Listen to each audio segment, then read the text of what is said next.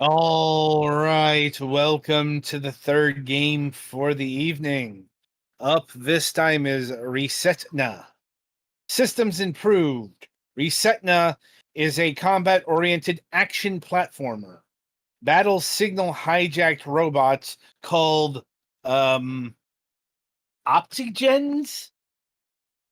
I guess that's how that's pronounced. Yeah, it sounds about right. Test your skill in epic boss fights and explore 7 challenging zones.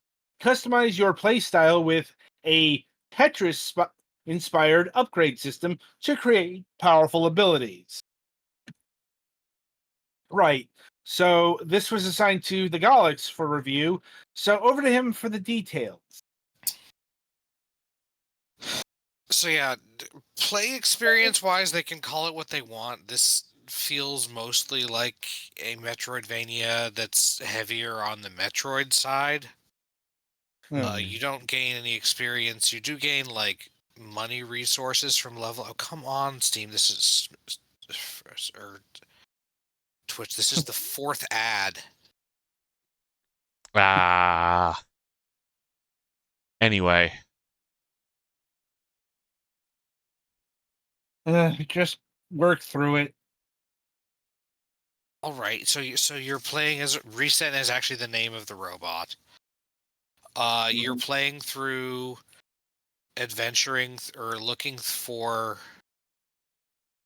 Honestly, I got about as far as the first boss and could not beat the first boss because of some things that I will bring up later. But in general, you got your from the beginning of the game, you got your dash, you got your attack, you got some aerial attacks. You can grab onto marked ledges, but only marked ledges. There are weapons that you can alternate weapons with different attack styles that you can get, but I never got any of those because I didn't get past the boss. I did get the double jump, which is the first movement upgrade, which is useful because, as aforementioned, you can only grab onto certain marked ledges to pull yourself up. There are also ladders, but they're not super common. There are enemies to defeat in most screens. You have an attack, you have a parry, you have your dash is your slide dash is a dodge. You also have a charge melee attack, but it just makes you charge forward and do an attack. It doesn't seem to actually do that much more damage. I don't know why that is, and presumably the other weapons change this around some. There's also ranged attacks that you get, but I guess I didn't get that far. Oh, and you have a parry, but the timing for that is... I've never been good at parrying in literally any game that has parrying. And I think they want you to do it because things do, like, give you a reaction for parrying, like a flash when you can allegedly parry them. And when you do that, it does result in an opening for a counterattack, which can do more damage than a regular attack, but it's not by a huge amount. You also, the save points are hit point and energy refills. You also have a few heals that you can carry with you that recharge when you do that, and waypoint markers. And the save points are also teleport points, which is useful because you can get yourself back to the beginning area, which is where there are shops for lore. There's one thing that sells you power-ups, but only some of them, and then there's a couple of shops that only take particular types of resources. There are like 4 different kinds of resources, but I only know what like 2 of them are because most of them are only marked by logos when you pick them up, which bothered me a little bit. Like, I know I'm getting stuff for killing these robots, but I don't know exactly what that stuff is and what to use it for.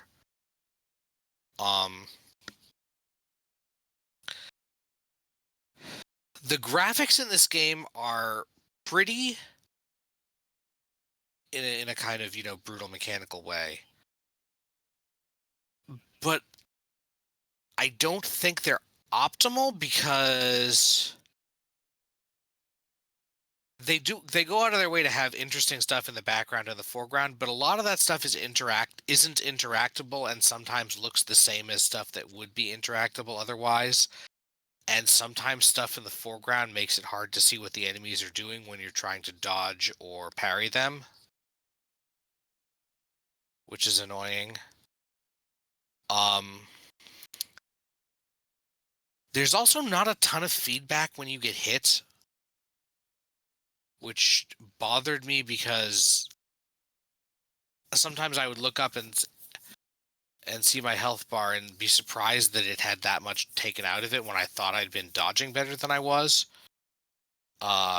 Especially on the first boss, who does a huge amount of damage even if you get a relatively glancing blow sometimes. There's also not a huge amount of feedback when you hit the enemy and the enemy's health bars are small, and even the weakest enemy, which is the flying drones that fly at you and either shoot out tentacles or spin with a blade attack, take like 2 hits. The equivalent of the basic zombie takes about 5 or 6, which is enough that if you just try to combo it to death, it will parry your attack, and then you have to dodge its counterattack from that, unless you do what I was usually doing and like dash through it. So like combo on one side, dash through it, combo on the other side, dash back through it.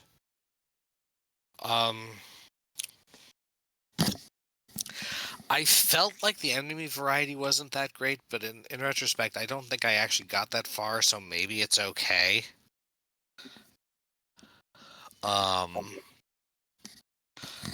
There are a decent number of slots to unlock in the in-game catalog of enemies. I was also a little bit unsatisfied with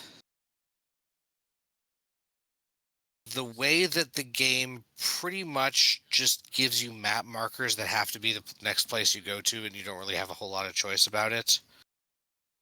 But in a couple of places, there's not like a map download station, which,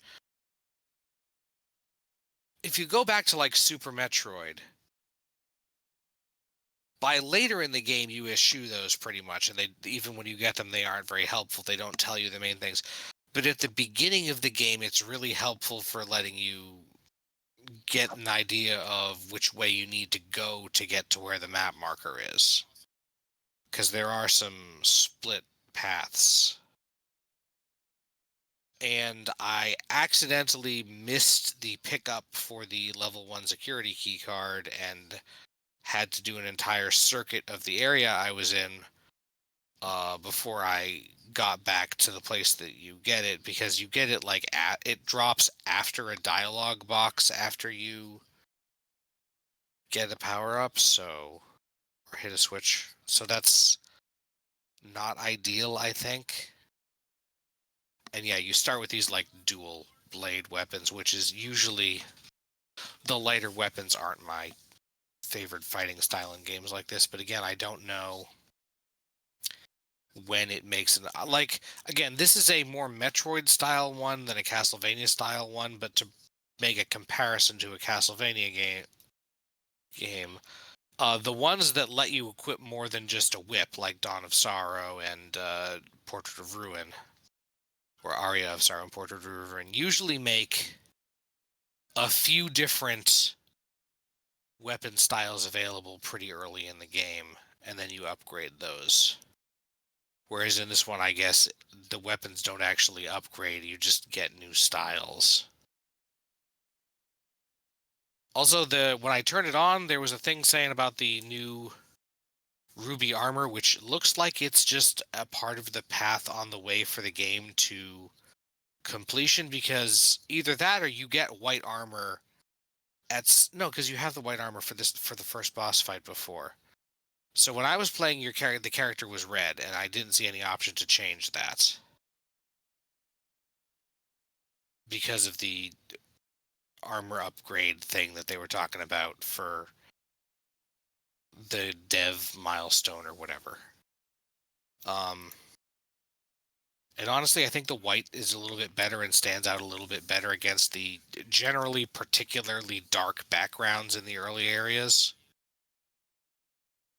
The music is generally pretty good. It's got not a whole lot of music a lot of the time, but the boss fight music gets pretty good, nice and exciting.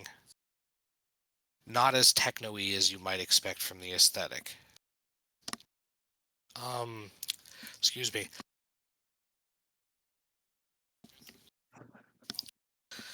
And yeah, there are things. Oh, and another weird thing is that I feel like traditionally in games like this, the interact with friendly thing or save point or background button is up, and this uses down for that for some reason.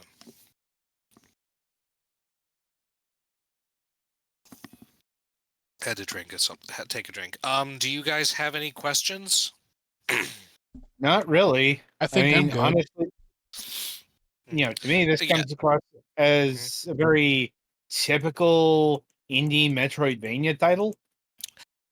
Kinda. Oh, and the upgrade system, like they said, it is honestly probably a little bit more Mega Man Battle Network than Tetris, because it's not like the blocks fall. But you get either find or purchase power-ups and install them on a grid. If you put power-ups that are of the same type next to each other, they are stronger. But at the point of the game that I got to, there were not a whole lot of them available for purchase, and some of the ones that were available for purchase required a resource that I did not seem to be getting any of from killing the enemies I was killing. So I think I just got one life bar extension and a thing that leaves a energy ball behind when you dodge that can damage the enemy if you dodge through them or something. Which were helpful, but it wasn't very dramatic. Also, your grid starts very small, and you can, when you get the right resources, purchase to extend it. There's a lot of lore. There's a whole lore shop where you basically pay to have one of the NPC robots tell you stuff. But I didn't get a whole lot of that because I was focused on trying to explore the area. So yeah, it's an indie Metroidvania. The general structure of it is pretty decent for a Metroid-style Metroidvania, but there are a few things that I had some trouble with. The hit feedback, both going in both directions. The foreground sometimes getting in the way of things. The graphics are very nice, but I feel like because they're very nice, sometimes they lose a bit of precision. So like I can't tell exactly where the hurt box is on the on when a big thing is attacking sometimes, or where the place where you can hit it successfully is. And sometimes I was doing the directional attacks by accident. When you probably should do them a lot. If you standing in Smash terms, if you do a down tilt, I think, either in air or on the ground, it leaves a spinning area of effect thing for a while. And after I put the game away, when I got frustrated, I looked up a video of someone fighting that first boss, and they seemed to be using that more than I was. I didn't think that would hit the boss because its hitbox seems to be a bit above the ground. But I guess it does. So yeah, that's more or less where I am, I guess. I'd give it a casual recommendation, not a heavy one. As long as the price is reasonable, which we will get to in a moment. But I do think it could be a little bit more polished and have a little bit better feedback on when you're being hit and when you're connecting with your attacks versus... Like, it does make a clang noise, but I feel like sometimes it was making that clang noise when I wasn't actually hitting anything. So, I don't know. Adam, how much does it cost? Let's see. Clocks in at a pretty standard price of $20. Yeah, that's probably reasonable. There's certainly a lot of work into this. I just, Mm. be aware that, like, in terms of, like, it does not have, like, the like, in terms of action Metroidvanias, it doesn't have, like, the precision and good game feel of Hollow Knight. Not quite that good. Mm. So, if that's what you're expecting, you may be slightly disappointed, but I think in general it's pretty solid. I'm sorry Okay, for then. if my review seemed overly negative. I did generally like it I mean, aside from being unable to beat the first boss. It's just not mind-blowing. mm. uh, believe me, I know the feeling, especially with a game like this. I mean, I covered Twilight Monk a couple of weeks ago, and I got very much the same feeling. It's just, except with more instability. Like, um, Yeah, I look, didn't we have did. any performance problems. Mm. I wasn't having performance problems. I was having, like the game crashing problems. That falls under performance to me, but I understand why it's not technically the same thing from a computer perspective. Right. Anyway, It's apparently good on Steam Deck, and that might be a good place to play it. anyway, I think that'll about do it for ReSetna here. Be sure to tune in after the break as we review Old Sky.